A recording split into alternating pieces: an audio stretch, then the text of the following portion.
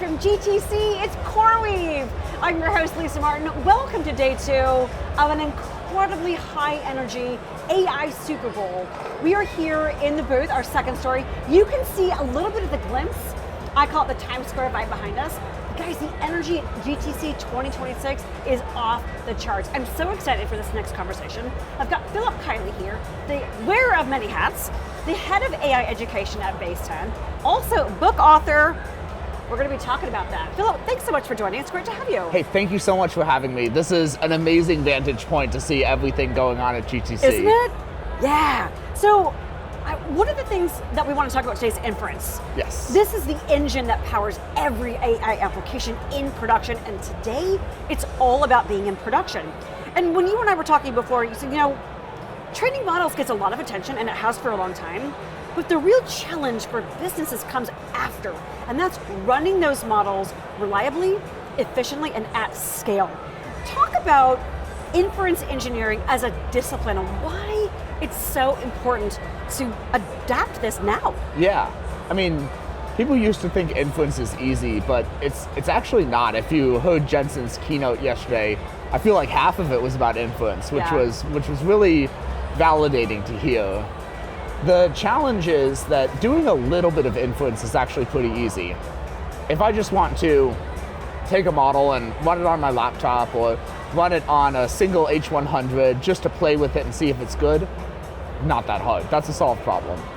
The challenging piece is doing that at scale, doing inference for hundreds of thousands or millions of users, and then doing inference fast, doing it with the lowest possible latencies, the highest throughput, doing all of that cost effectively, and then doing it reliably, because all of these systems are very new, very research oriented, and very fragile. And when you combine that technical reality with product expectations of 4 or 5 nines of uptime, those two things don't always mesh so well. So you launched this inference engineering book in what, February 2026? Yeah, 3 weeks ago I published it. 3 weeks ago. Yeah. So talk about why the timing now is so impactful. I was blown away by the reception of this book. I've done 16,000 copies already. Congratulations. Thank you. Yeah, which has been, mind-blowing. Like, if you think about, the New York Times bestseller list, like, to get included in that, you generally have to do 5,000 or 10,000 copies. So this is like... You blew it out of the water. Yeah, this is an enormous distribution. And I want to take a little bit of credit for that, but a lot of it was about the market and the moment. There are so many people today who understand that inference is where we're going, but what we were missing in this industry was a single primer that could, take any engineer from any background. We see inference engineers from everywhere. People who are SREs become inference engineers, product engineers, full stack, everyone's learning inference. And I've had the fortunate position of working in this industry for 4 years. And so I was able to take everything I learned in 4 years, put it in one place, and deliver it to the market right when the timing was hot. Amazing, amazing.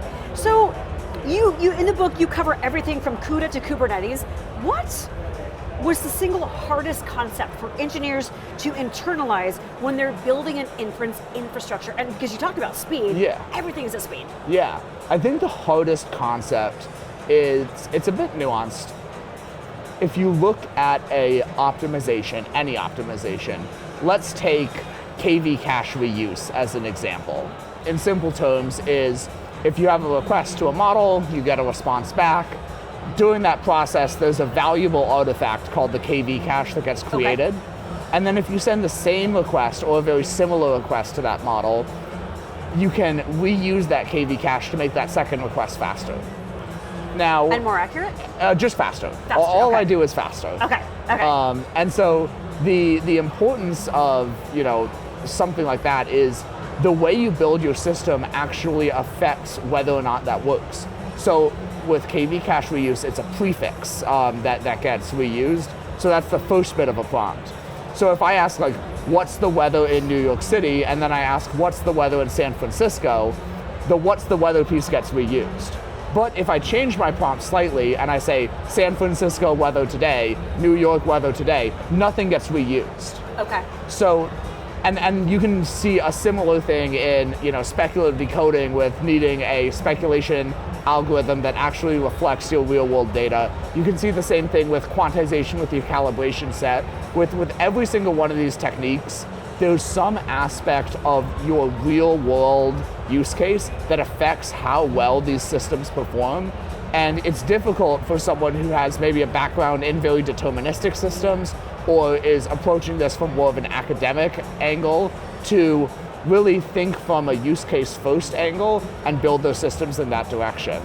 How do you, from a cultural perspective, how do you advise, and maybe it's even part of the book, which I am happy to be matching with today, folks yes, from great St. Patrick's Day outfit. Yeah! I did my best. But how do you advise folks from a cultural perspective to adapt that mentality? Because speed, competitive advantage, pressure, it's there. So how do you, with folks that were SREs moving into inference engineering, as you said, what's the cultural advice in terms of adjusting in real time, but also at speed? I think it's developing a very incremental approach to rolling out into production. I mean, when you write a book, for example, you gotta get everything perfect and then you ship. But with software, especially with an inference system, you can make it work. Just get the model running. Then make it a little faster. MVP? Yeah. Make it faster, stabilize it, iron out the bugs. Especially when you're doing a lot of like day zero launches, you have to accept that a system's not gonna be perfect the moment you publish it. But if you kind of know what to do on the fast follows, then you can kind of learn from the way the system's being used in the real world, rather than trying to optimize everything in the dark and then bring it to market. It's too late anyway. Exactly. Right? So in terms of, we talk a lot about production, like so much piloting going on the last couple of years, it's all now about getting things into production. You talked about the real world, and that's where the application I think is most impactful, but what actually goes on putting these models from training into production? So when you train a model, what do you get at the end? Like the final result is a bunch of big matrices. It's a bunch of safe tensors files. They're literally just files of numbers sitting there in a hard drive. So how do you actually like get these numbers and make sense of them? The first step, obviously, you got to get compute. You got to get some GPUs. You got to take the weights and load them onto the GPU. Now that's the first challenge, right? Because if you have a model like Kiely K2.5 thinking. I've been in this industry a long time. I remember back in the day when I started working in inference, and I was working with like 300 million, 500 million parameter models. Whisper came out, it's 1 billion parameters. Back then we could just bake the weights into the image because it was a few megabytes or a gigabyte. Now if you take a model like Kiely K2.5 thinking, 1 trillion parameters, and you take that in, say, FP4, so each parameter is half a byte, you've got 500 gigabytes of weights. You've got to get 500 gigabytes of weights onto your GPU before you can even start thinking about inference.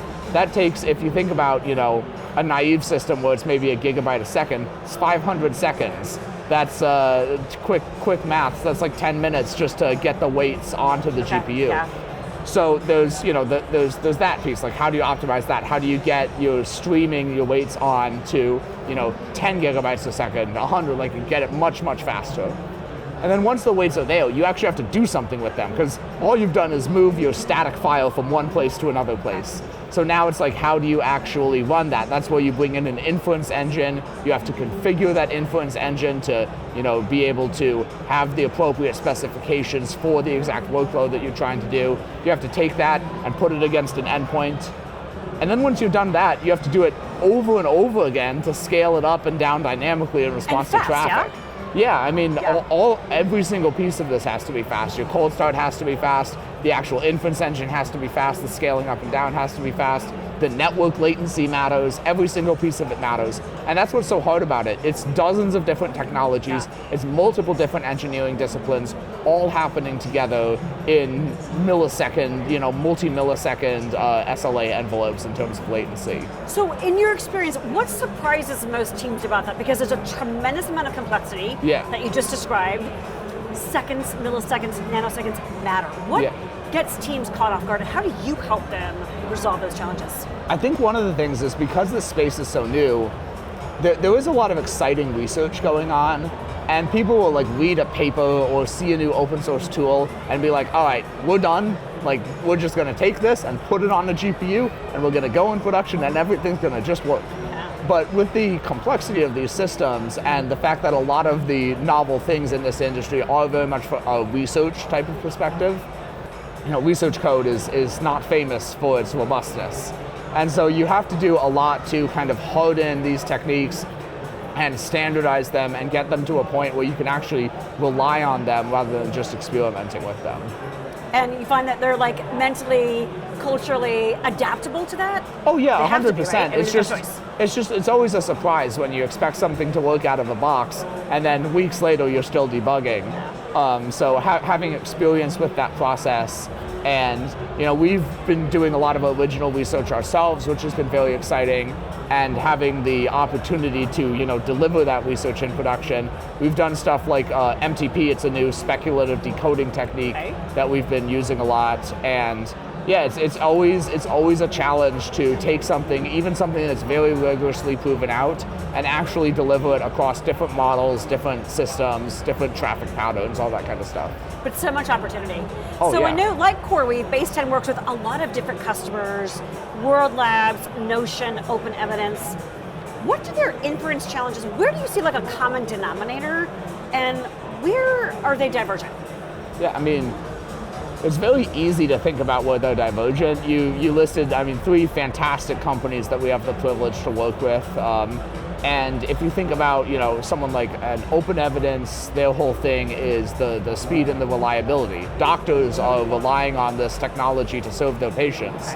So uptime and all that stuff is critical. But it's critical everywhere. Notion uptime is critical, World Labs is critical. The main commonality that all of these companies have is the importance that inference plays in their business. They're all AI native. They all have built very sophisticated AI tools into the core paths of their user. And so if their inference is down, if their inference is slow, their product is down, their user churns, all that kind of stuff. So it's up to us to make sure that doesn't happen. Yep. They depend on you, they rely on you. Exactly, and that's a privilege. Like to work on the most mission critical use cases is a privilege and a responsibility, and one we take very, very seriously. That's a perfect mentality. So here we're at GTC, day 2. You guys recently, Baseten, announced day zero support for NVIDIA's Nemotron 3. What does day zero support actually mean for developers and enterprises that have to adopt new models really, really quickly? Yeah. It's been really fantastic to work with the Nemotron team, and they've provided us a lot of great support and insight throughout the process. I think that the importance of day zero support is kind of knowing that the bugs are worked out. Obviously, you can never get anything and everything before the entire world comes in and starts playing with it. In fact, I actually experienced that myself when someone found a typo in my book. Oh no! But for the most part, you're expecting a sort of polished experience with day zero support. I think the importance of adopting new models is that there is actually a lot of testing that goes into it. From a technical feasibility perspective, sure, you can just pull out an endpoint, stick in a different one, but LLM-based systems are very complicated, and if you do that, your system is going to start behaving differently. So there's a whole world of evaluation and prompting and product development to get a new model ready, and being able to start that process immediately upon a model launching is critical for keeping up in this industry. In terms of keeping up, how does GPU choice affect inference outcomes in the wild in practice? I think about it as like right sizing.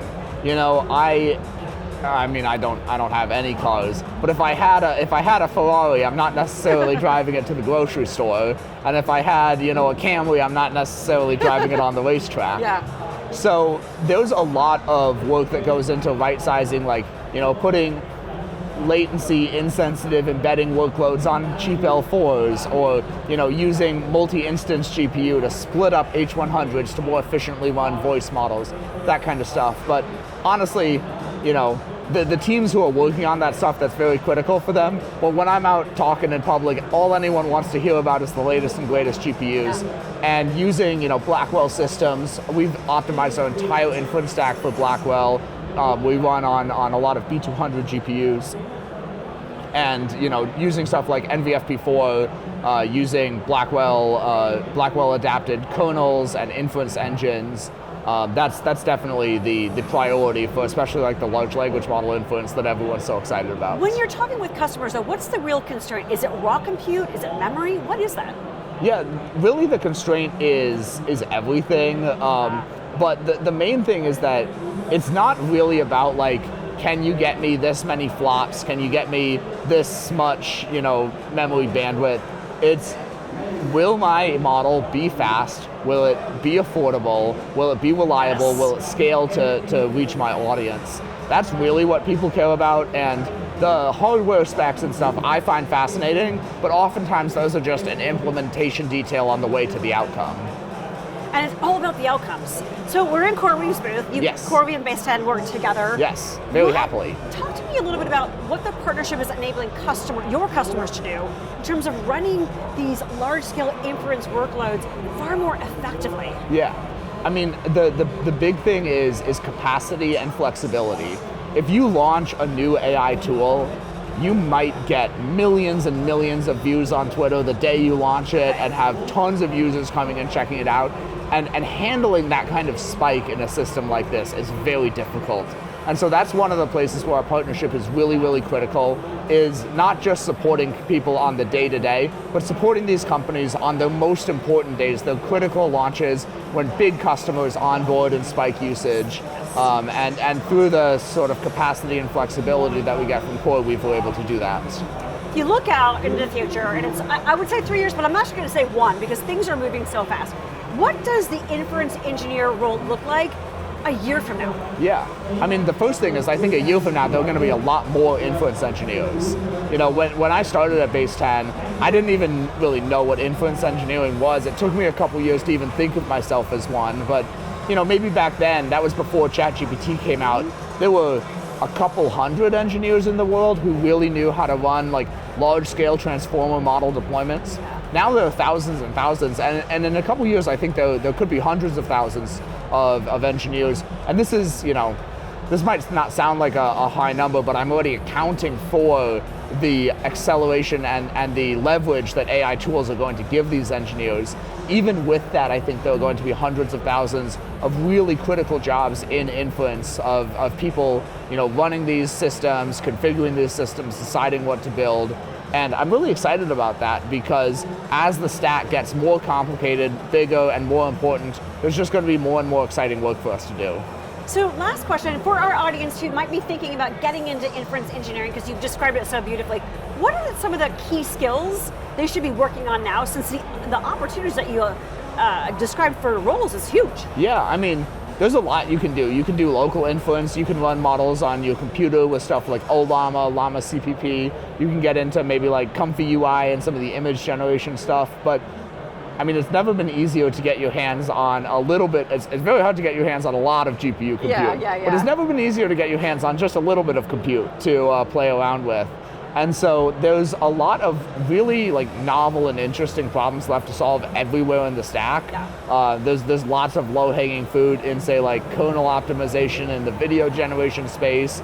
There's thousands of open tickets and requests on VLLM and SGLang and all that kind of stuff.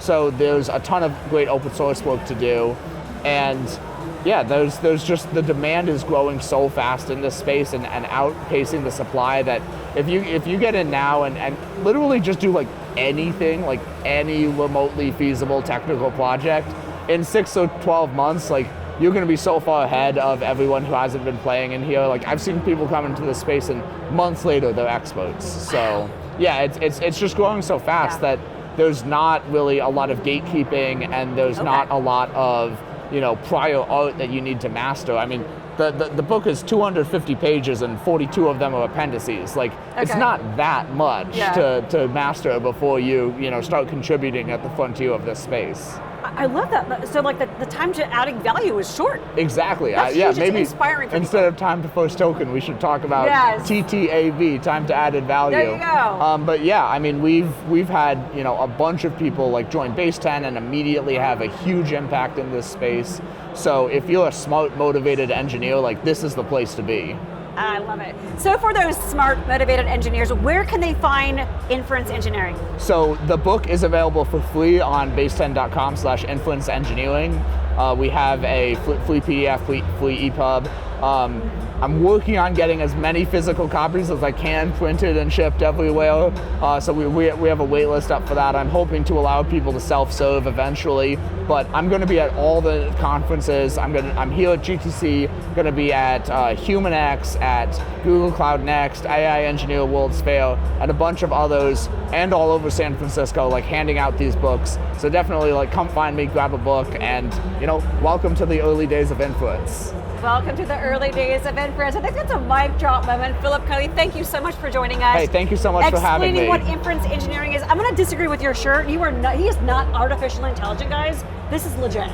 We're going to put in the show notes where you can find for free a copy of Inference Engineering on the Baseten website. You can follow Philip around, follow him on social media. Thank you so much for sharing the discipline, what it takes, but also the tremendous opportunities that are there for the taking. We appreciate it. Thank you so much for having me. My pleasure. For Philip, Kiely, I'm Lisa Martin, live from GTC with CoreWeave. Thanks for watching, guys. We'll see you on the next episode.